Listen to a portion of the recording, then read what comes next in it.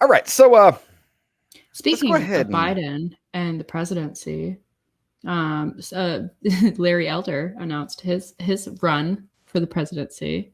I oh, found that very interesting. I was like, oh, this is getting good. Like I was going toe to toe with Trump here. I'm so excited for the debates. I'm so excited. He's gonna just demolish. So Republican radio host Larry Elder launches 2024 White House bid. Conservative radio talk show host Larry Elder announced Thursday that he is jumping into the 2024 Republican presidential primary race, joining a growing field of candidates vying for the party's nomination. I am announcing I am running for the presidency of the United States, Elder told Fox News host Tucker Carlson. I feel I have a moral, a religious, and a patriotic duty to give back to a country that's been so good to my family and to me, and that's why I'm doing it, he said. The 70-year-old political commentator told Carlson that his campaign will focus on issues related to border security, crime, and the maligning of the police. Elder also noted that he intends to rebuke the disgraceful lie that the United States is systemically racist and bring attention to the lack of fathers in the home. Very important. America is in decline, but this decline is not inevitable. We can enter a new American golden age, but we must choose a leader who can bring us there. That's why I'm running for president.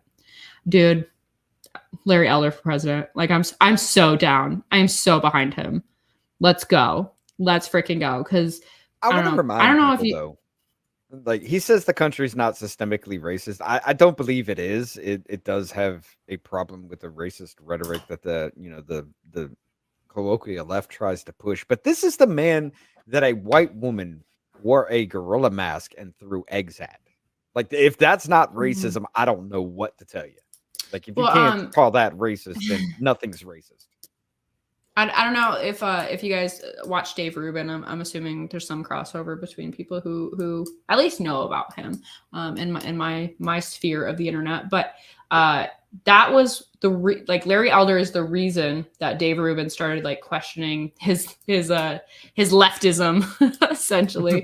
And in a live conversation, Larry Elder just kind of like demolished him, and it was like a point of embarrassment for him, but he still released it. And then after that he started just questioning a lot of other things, and it just again just kind of led him down the political path to leaving the left. And I just found it really interesting when I kind of like discovered all of that and watched that interview. It's a really great interview. You should go check it out if you haven't. But yeah, I've listened to a lot of Larry Elder. I really really like him. I think he's a good pick.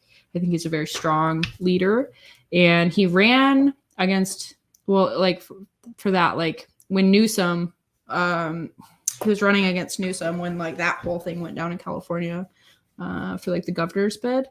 What was it, like the recall vote or whatever? I can't remember the specifics right off the top of my head. I'd have to like look at the story, but yeah, and he did lose, but I don't know. I think he'd be a really good pick. I don't know. I've heard a fair bit from Larry Elder, and the way they treated him when he was running. That kind of Mm-hmm. that really got to me. Like the way Mm-hmm. you demonized a man who's literally there was nothing controversial about anything that he said. You called No. him the black face of white supremacy. Oh yeah, yeah, yeah. Well, and there was like an interview he did like a while back, where I'm pretty sure it was him, where some lady's talking to him and she like calls him a white guy, and he's like, "What?" He's like, Yeah, your people you did do not realize you're breed talking to a you." black guy, right? Yeah, like you're. He's like, my white privilege. He's like, I'm black. And it was like the funniest moment of her like just internally like panicking of like, oh no. And like he's like, why did you like? And I was like, there's no way she can weed through this without shooting herself in the foot on that one. No, But yeah, no, there's no way you can weed through that because you just made a huge mistake on that part. Like the you biggest didn't even of vet, errors. you didn't even know who you were talking to. Like when okay, yes, it was what? It was a radio thing, right? Mm-hmm. Yeah, it was a Well, radio show. they should still at least know who they're talking to and like look into these people and things like that. Google does exist for this reason, but that woman didn't even go that far to know he was black. Seriously, you just screwed all Yeah. Biden has very very racist rhetoric past. It's The way he insane. said that though, like that was beyond. That was literally just that was so horrible. If you don't, what was it? If you don't know who you're voting for between me and Trump, then you ain't black. Like he threw that word Yeah, out it there. was it's just so demeaning. It's so fucking demeaning to people. Like, no, like maybe they just don't like you. Maybe they don't like your policies. It doesn't their skin color literally doesn't matter, you psychopath. Like I really hate it. I Maybe really they hate it. don't like the fact that you learned about kids and roaches by kids feeling on your leg hair. Yeah, or like That's a or thing. the you know what's so funny? Like people have brought up the corn pop story, which which like and somebody said like what if it's like just flipped? Like what if corn pop was the good guy in the situation? And he was like, stop going after little children, you weirdo. And then it like turned into this big whole thing about corn pop and which by the way I don't know if you guys watch Bearing, but he has a video and it's like a compilation video. I need to find it and share it to Twitter so you guys can watch it. But he narrates the corn pop story and it is the funniest thing. I listen to it when I'm sad because it's so funny. I just love it. Corn pop 2024. Yeah. Let's go with that. Honestly, now that I know about Biden, especially with the diary issue, I'm kind of leaning to the fact that Corn Pop was a bad dude, but he was bad in a good way. Yeah, I am thinking Corn Pop was the good he's guy not gonna in this situation. he's not gonna take any of your ish, okay, Joe Biden? He sees you. Corn Pop sees you and he's coming for you. All right. With this, He had this little flip open razor blade. Yeah, I would too. You're messing with kids. I have to go find that. I think I bookmarked it. I'm gonna share it to Twitter. So if you guys don't follow me on Twitter, FreelyAshley92, please go follow me because I'm gonna share it after the show. It's so funny. Don't forget when he was a senator and said, "I don't want my kids to go." Yeah.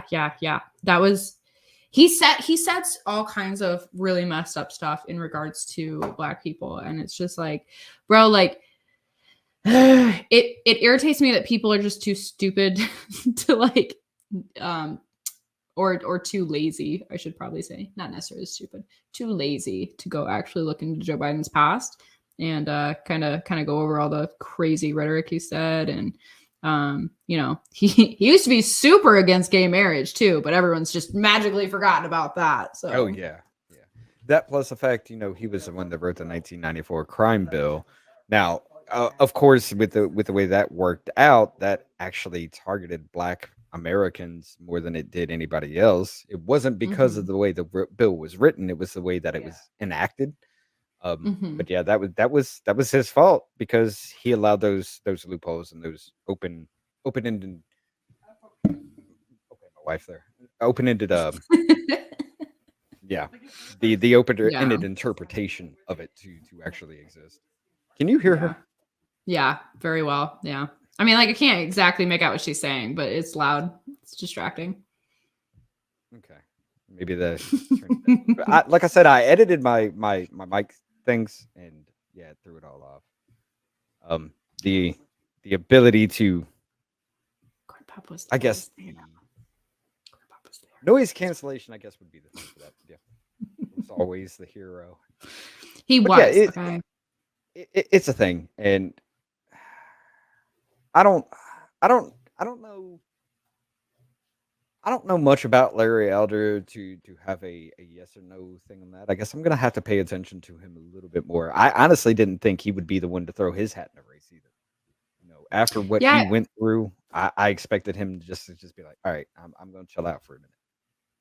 No, I think that kind of crap doesn't scare him or intimidate him or anything like that. I think he's just much more focused on actually trying to improve the country and the current environment. And I think I don't know. I think he's one to rally around. Honestly, I don't want Trump to get the nomination. I really don't. I'm so over him at this point. And all he does is talk crap. I'm not talking about all women, just Rosie O'Donnell. Yeah, that was the fat pig comment. But yeah, like I just over Trump. I don't.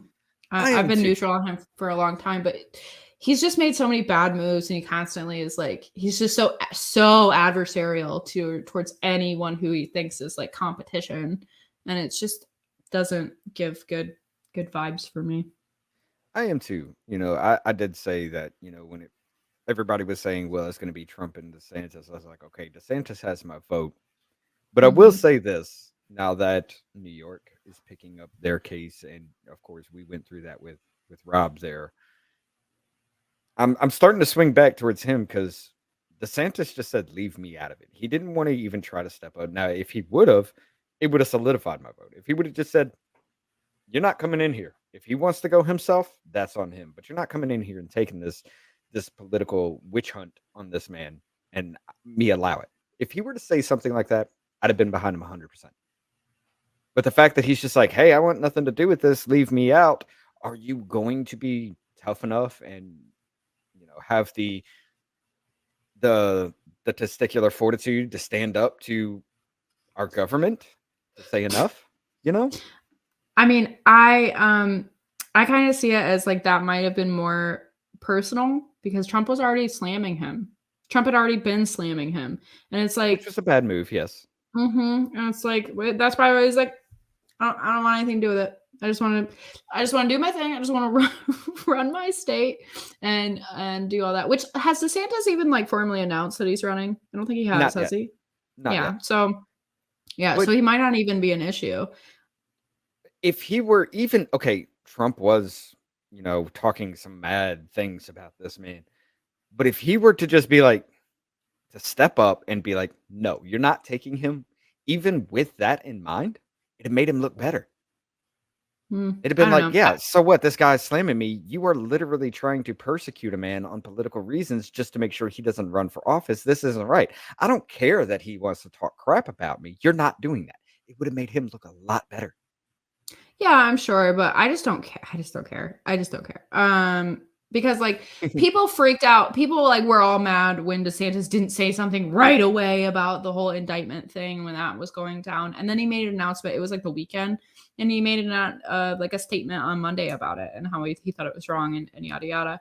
So it's just like I just get kind of sick of this whole like, well, he should have done this and he should have done that, and people like kind of go after somebody because they don't react right away or they don't, and like maybe he was on his weekend and also wanted to kind of survey what was actually happening and needed to know more about the situation before he made a huge public statement. Guys, maybe that's a thing.